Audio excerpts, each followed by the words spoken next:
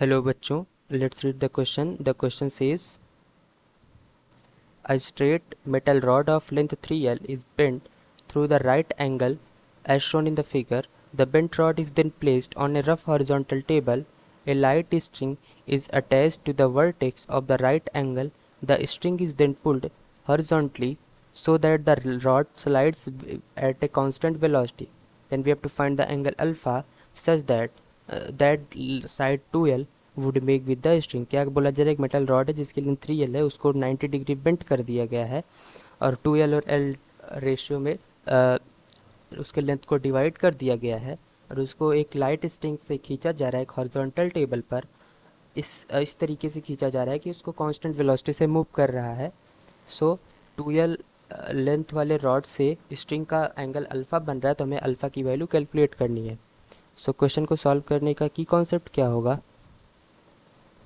Key concept to solve the question is net torque, क्योंकि यहाँ पे net torque about constant velocity से जा रहा है, that means यहाँ पे कोई रोटेशन नहीं हो रहा है। net torque about point O, अगर इसको हम O बोल दें, net torque about point O क्या होना चाहिए? 0 होना चाहिए। सो इसी के हिसाब से क्वेश्चन को सॉल्व करते हैं। तो सॉल्यूशन में क्या लिखेंगे?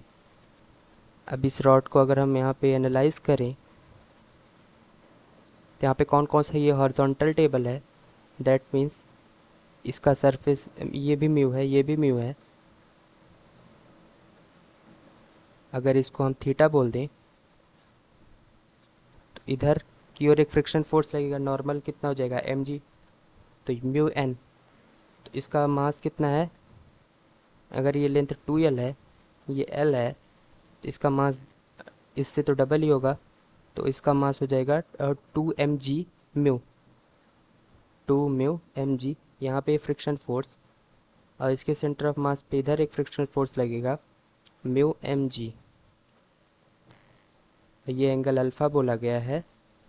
सो यहाँ से net torque about O mu 2mg multiplied by, अगर ये डिस्टेंस 2L है, सो ये इसका सेंटर ऑफ मास से O की डिस्टेंस ये L हो जाएगा, तो ये डिस्टेंस कितना हो जाएगा? L cos L sin theta